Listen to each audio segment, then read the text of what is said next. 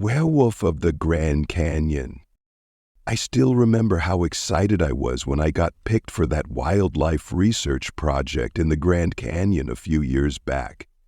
I had just finished my biology degree, so getting hands-on experience tracking coyotes seemed like an amazing opportunity. My two teammates, Eric and Wendy, felt the same way. We were all eager science nerds ready for adventure. When we arrived in Arizona and met our park ranger guide, he warned us that spending 2 weeks camping deep in the canyon wasn't for the faint of heart. The remoteness meant we'd be on our own if any emergencies came up, but we assured him we were up to the task. We set off on the long trek down, lugging all our camping gear and research equipment. On the first evening, we found a secluded site off the main trails to set up our base camp. It took over an hour to get the tents pitched and our supplies organized. As dusk fell over the canyon walls surrounding us, we were all tired from the hike, so after a quick dinner, we turned in early. The night was calm and surprisingly quiet, just the occasional hoot of an owl or rustle in the bushes, nothing alarming.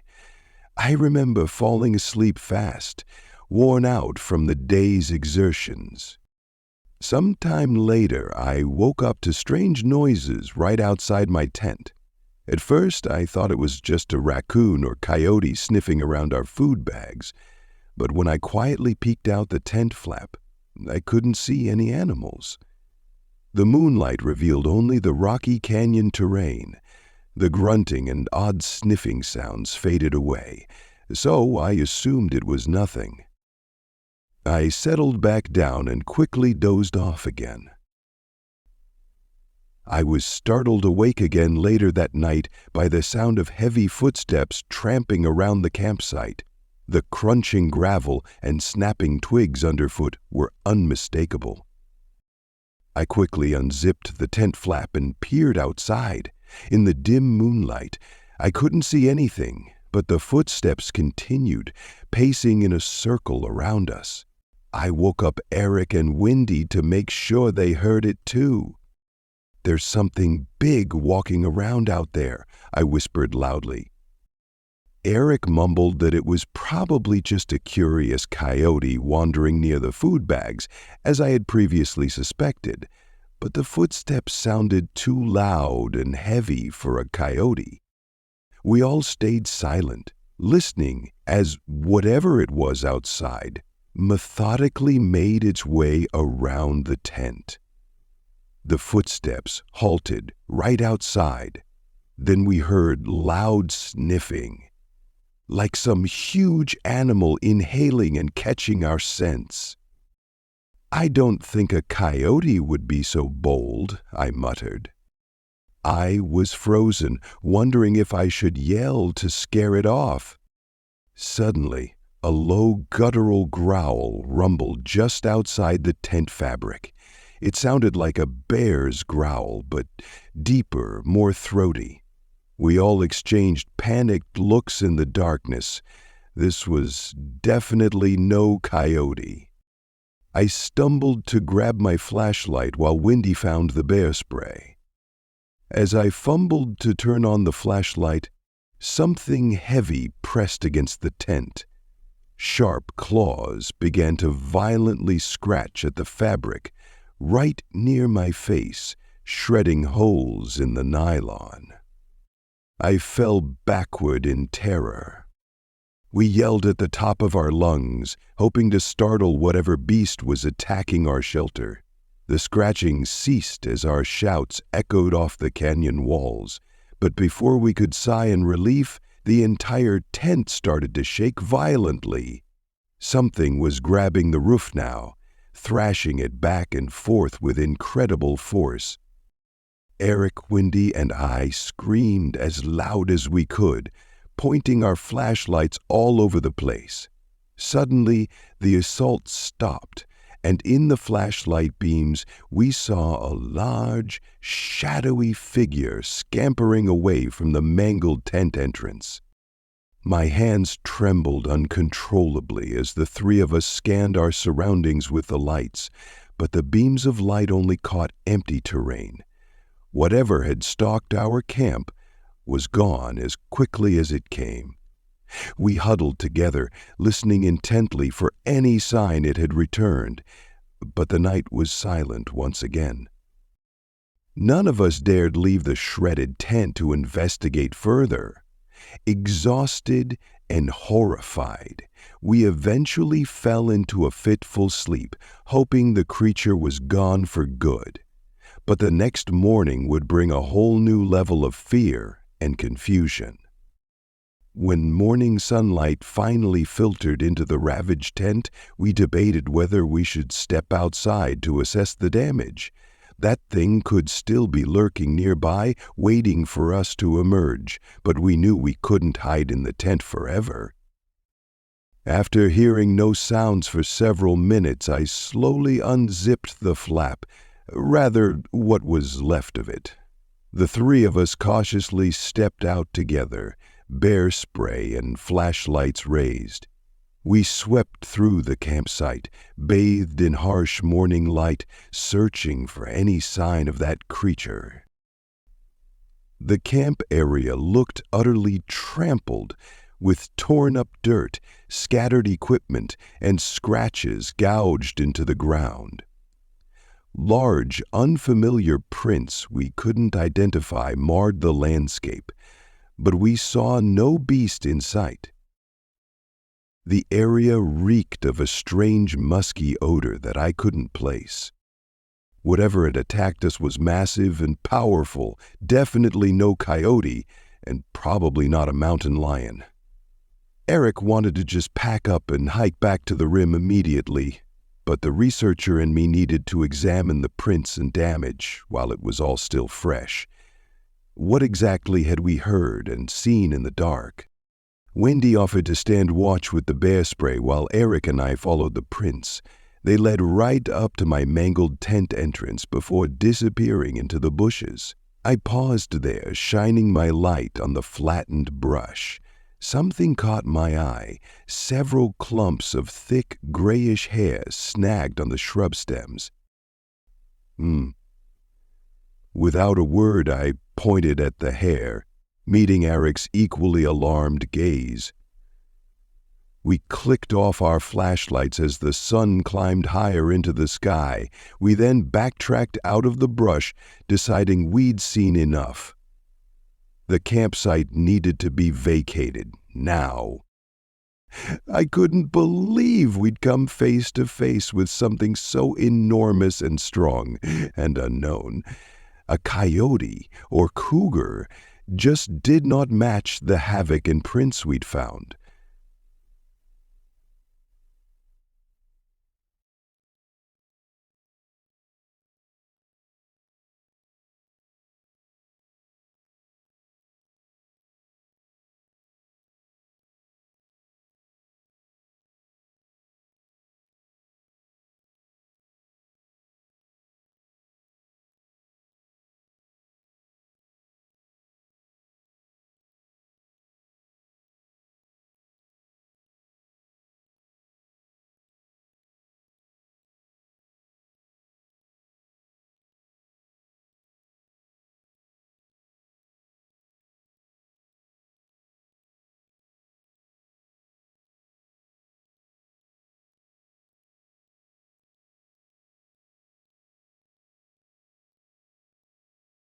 The sun continued to rise over the canyon rim, but we already had our backpacks loaded up to hike out. None of us felt safe staying another second. As we rapidly took down what remained of the ravaged campsite, the surrounding wilderness remained eerily silent. No bird calls or scampering wildlife sounds that you'd normally expect at dawn. Just tense, heavy quiet. Once we were all set, we cautiously followed the bizarre tracks back into the woods, attempting to glimpse where the creature had gone, but the jumbled prints disappeared just 20 yards in, with no trace of our nighttime stalker. Had it left the area, Or was it camouflaged and waiting, unseen in the shadows? We couldn't shake the feeling its eyes still followed us, despite no evidence of it nearby. I nervously eyed each shrub and thicket as we hastened through the brush, my imagination conjuring up the beast crouching behind every rock and tree. But there was nothing there when I looked. Though we found no other trace of it so far, we still needed to leave. Sure, it sucked not knowing where our stalker might be, but we didn't really have another choice. We swiftly headed back up the canyon, away from the creature's domain. Or so we thought. Miles of strenuous hiking passed in tense silence. No one wanted to acknowledge just how close we'd come to being torn apart in our sleep. I kept glancing back behind us, certain each rustling bush or scurrying lizard was our pursuer returning. But the canyon remained empty and still. Finally, we emerged, sweat-soaked and exhausted, back at the populated canyon rim where we'd started. As we gave statements to the puzzled rangers, I noticed Eric and Wendy avoiding mentions of anything besides a rogue bear harassing us. Maybe they thought it sounded insane. Maybe they feared we'd be ridiculed. But I just couldn't shake the certainty that we'd escaped something frightening, something unknown in those canyon woods. Back at our Arizona motel that evening, I still felt rattled and unnerved. Eric and Wendy seemed ready to forget the whole ordeal and enjoy the hotel amenities, but I couldn't get the image of that giant creature out of my mind. We'd escaped something extraordinary. When I pressed the park rangers around there for any other reports of something bipedal and wolf-like roaming the inner canyon, they laughed it off. Must have been a curious bear, they said. They insisted. Part of me wondered if they knew more than they let on. Perhaps they ignored the weird and frightening occurrences in their park, but mostly the rangers seemed oblivious. With no definitive explanation from the experts, I turned to the internet to research what we might have seen. Massive prints, gray hair, a heavy musky smell, and hunched bipedal movement. These sounded like traits ascribed to mythical creatures, like werewolves or dogmen. I dove deep into old Native American legends about skinwalkers that supposedly still lurked in remote areas. But were they real? The logical part of my mind resisted belief in paranormal creatures stalking moonlit forests, but when I recalled that trembling shadow receding from our flashlight beams, my logic failed. Something had been watching us. Something that walked on two legs and left prints no coyote could. Its yellow eyes were seared into my memory. In the following weeks, the questions gnawed at me, even as we wrote our sober scientific reports omitting that fateful night. Had some local legend come to life under the full moon? Was there any validity to the tales of beasts lurking in overlooked places in the wild? I'm not sure if we truly stumbled on a monster or just an odd wolf of some sort, but I'll never set foot in those Grand Canyon woods again, that's for sure. Whatever roamed there wasn't meant to be seen by human eyes. Our flashlights might be the only things that saved us that night. Story 2. Ozark Werewolf. My buddy Rick and I try to take a guy's camping trip to the Ozarks every autumn. We've been doing these trips since high school to fish, hike, and hunt. A few years back, we planned a 3-day weekend camping excursion in early November. As always, We spent the week leading up to the trip packing supplies, tents, sleeping bags, a cooler, non-perishable food, rifles, and ammo. We preferred camping deep in the backwoods, away from other people, because it made us feel as if we had the wilderness to ourselves. We left on a Friday morning, driving several hours to reach the remote forest area we had scoped out on maps weeks before. We turned off the main roads onto narrow dirt paths, rarely traveled except by loggers. Eventually, we reached the overgrown trailhead leading to a secluded spot by a creek. We hiked through dense brush and forest for over an hour before reaching the clearing we had chosen as our campsite. The place was perfect. Flat ground for the tents, fallen logs to sit on, and the gentle babbling of a nearby creek where we could fish. We quickly got to work unloading the truck and setting up camp. Soon we had a roaring fire going and cracked open a couple of cold ones to toast the start of our weekend. We grilled steaks, beans, and potatoes as the sun went down, feeling relaxed and optimistic about the days of solitude ahead, just as two old friends in the wilderness, making new memories. As night fell, we occasionally heard distant coyotes howling and owls hooting. But then came cries echoing through the darkness, unlike anything I'd ever heard before. They were like painful wailing or screaming. Rick and I joked nervously that it must be a skinwalker coming for us, clueless city boys. Little did I know our jokes might have hit a little too close to reality. The next morning, Rick and I gulped down some coffee and geared up for a full day of hunting.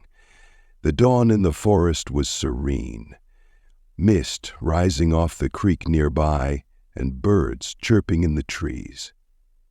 We hiked over a ridge, finding a spot with signs of deer activity to set up.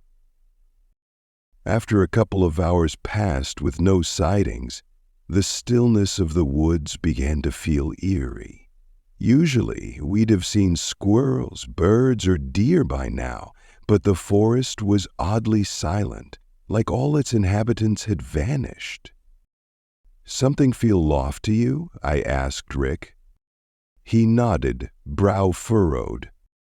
We stayed a while longer but eventually gave up, heading back to camp empty-handed. Along the way, we discovered strange, huge tracks on the trail.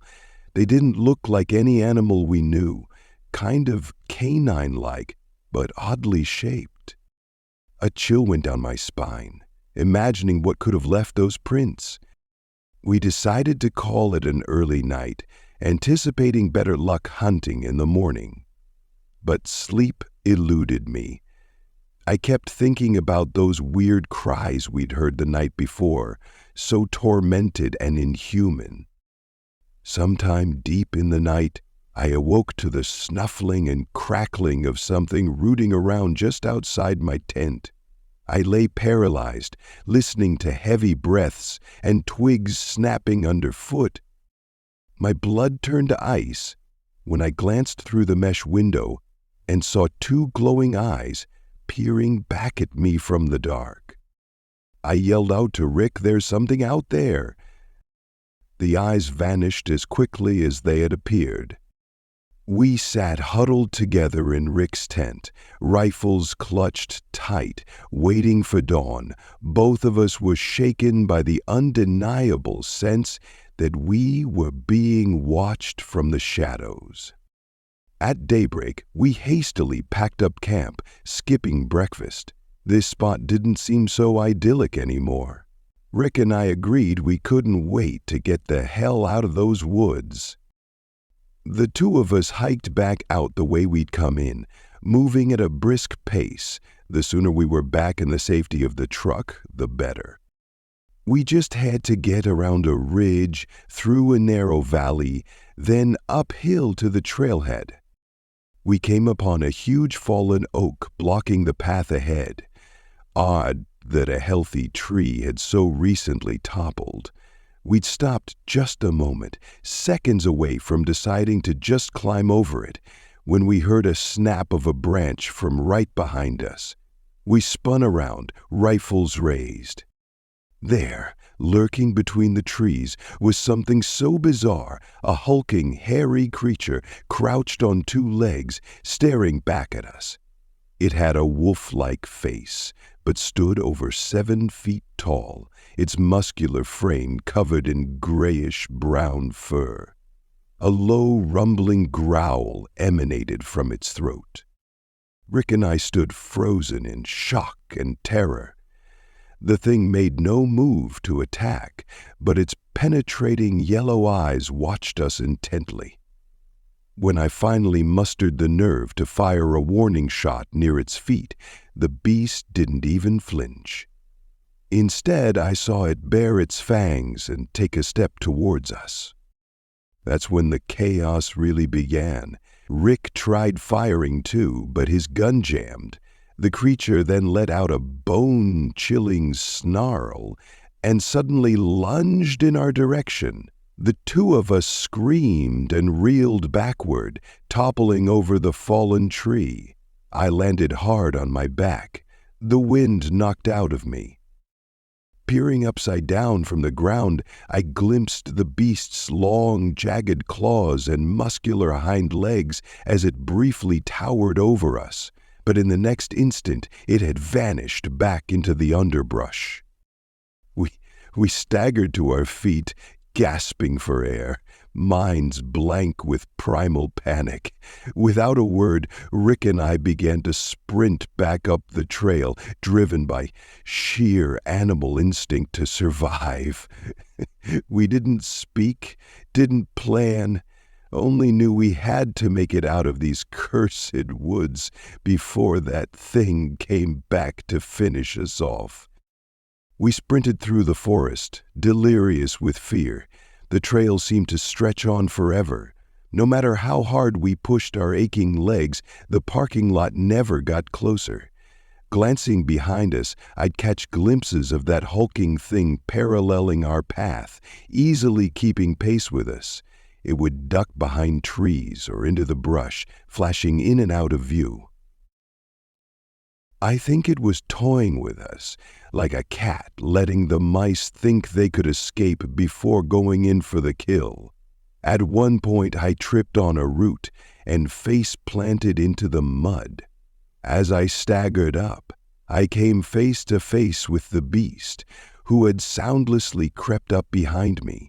Its breath was hot, and it reeked of rotting meat.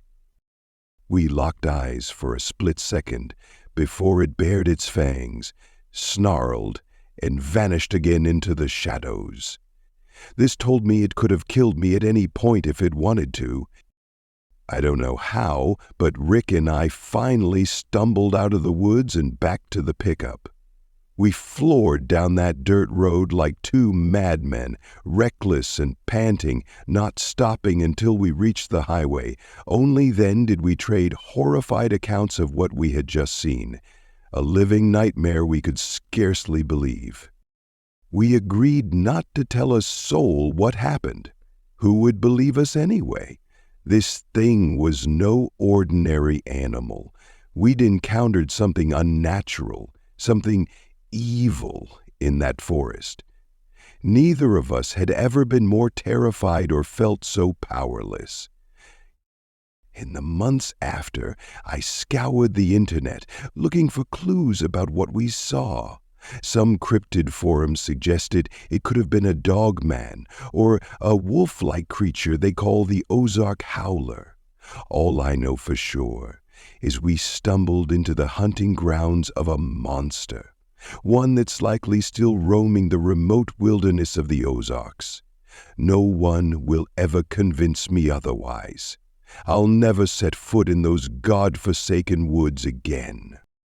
Dogman stole my fish from Rainbow Trout, Wyoming. the least populated U.S. state, nonetheless one of the most beautiful and drastic landscapes, from rolling hills and sagebrush to thick forests with mountains, rivers, and streams. That's where I call home. I grew up on my family's ranch outside of Cody. A little bit about myself. I am 6 by 4 inches and 220 pounds. A close family calls me farm boy because of my size. I take that as a compliment. After all, Luke Skywalker from Star Wars was called farm boy, and Luke is amazing. So take that, Grandpa. My favorite hobby is fly fishing, and nothing is more exhilarating than watching your fly get swallowed by a trout. Wyoming, in fact, is world-class and known for fly fishing. My favorite river to fish is the Snake River. It's a little bit of a drive to get to my favorite spot, but it's worth it. My terrifying encounter happened back in 2003. I was 19 at the time. It was in late summer, July to be exact, around 3 in the afternoon. Trust me, I remember. To get to my spot, you have to take a dirt road 3 miles inward. Then you get to this little pull-off where you park. From there, you have to walk about half a mile more into the woods. To be honest, I have no clue how my dad found the spot, but let me tell you, it's loaded with rainbows. You come out of the woods onto this shore, and there's the river. It's about 30 feet wide, and on the far side is fast-moving water. There are many slow and deep pools towards my side that are perfect for fish. For those of you who are new to fishing, these slower-moving pools are where fish like to hang out because they're lazy and basically waiting for food upstream to drift downstream right to them for an easy meal. Since it was 3 in the afternoon, it was pretty warm outside. I didn't put on my waders and walked right into the nice, cool water. I then started to cast. I had my fishing glasses on so that the glare wasn't as bad on the water. Here's where things start to get wacky. I'd been fishing this strip of the river for about 15 minutes when I cast again. All of a sudden, I heard a tree fall on the other side of the river with a loud crash. It scared the bejesus out of me as I had been focused on the river. The river isn't that loud because at this section the water isn't moving as fast. So keep that in mind. I looked in the direction of the crash, and there I saw it. A jet black-haired animal slowly walking down to the river. At first glance, I thought it was a black bear, but after further inspection, I realized it wasn't a bear but a large black dog. Another thought came to mind. I wondered if it was a Yellowstone black wolf, but again I ruled that out because the size was too big. Then it really came into view, and my mind went blank. What was that all about? It came out of the trees onto the far bank and stopped. It looked at me. It had the most beautiful yet horrifying amber eyes that stared into me. It had a wolf-like head with sharp teeth. It was very well built, its muscles defined even through its fur. It had skinnier legs, but they were dog legs and still well muscled. Its arms were lanky and had hands that ended in sharp claws. That was the scariest part. I even remember taking off my glasses and rubbing my eyes to see if I was looking at something real. The strangest part was that it walked and just sat patiently on the opposite bank like a house dog, watching me fish curiously. I was so astonished and confused that I forgot my line was in the water. Then its ears perked up as a giant trout took my fly with a splash. It looked at me, then at the line, then back at me, then at the line again, as if waiting for me to do something. I'm not sure why I didn't just run. I don't know why I didn't feel threatened at the moment, but that dogman thing just sat there, watching me curiously. It didn't seem to mean any harm. I quickly reeled in that fish. It was huge. I grabbed the fish and unhooked the fly. I was about to release it when the dogman growled, a deep growl. It's hard to describe with words. I froze as I saw it stand up on two legs and start to wade through the water towards me like there's some person. I started to quickly move to my side of the shore when it made a short but loud grunt and pointed its claw at the fish in my hand. There were so many thoughts going through my head that I quickly ran out of the water and onto the shore, dropping the fish on the ground. I backed away towards the forest, my hands up. I even remember saying, "It's all yours," like 4 times. The dogman crossed the river, went to my now flopping fish, and picked it up with one hand. It looked at me, almost like, "Really, dude? You got my food dirty." It then put its claw through the fish's gill and out the mouth, just like a person would do. It went back into the river with the fish now hooked on its claw. It put it in the water and moved it back and forth. It was washing it off. Then it put the fish into its mouth and got back onto all fours, crossing the river again. It looked back at me one more time, taking the fish out of its mouth and giving it a little wiggle, taunting me. Then it ran back into the woods. I sprinted to my truck, threw my gear in the trunk, and sped home. Unfortunately, I got pulled over. I told the officer everything, and he let me go with a warning after seeing I was in a panicked state. When I told my family, they were astonished, but ultimately believed me. This, hands down, has been the craziest, most unnatural thing that has ever happened to me. I still go fly fishing, but I've never and will never go back to that spot. Remember, some things in this world are unnatural, and you never know what might happen. That's the end of the story. If you have hooked up till here, then hit like button and comment down your views. Also, if you haven't subscribed yet, then do support me by subscribing, so you may not miss any video in future.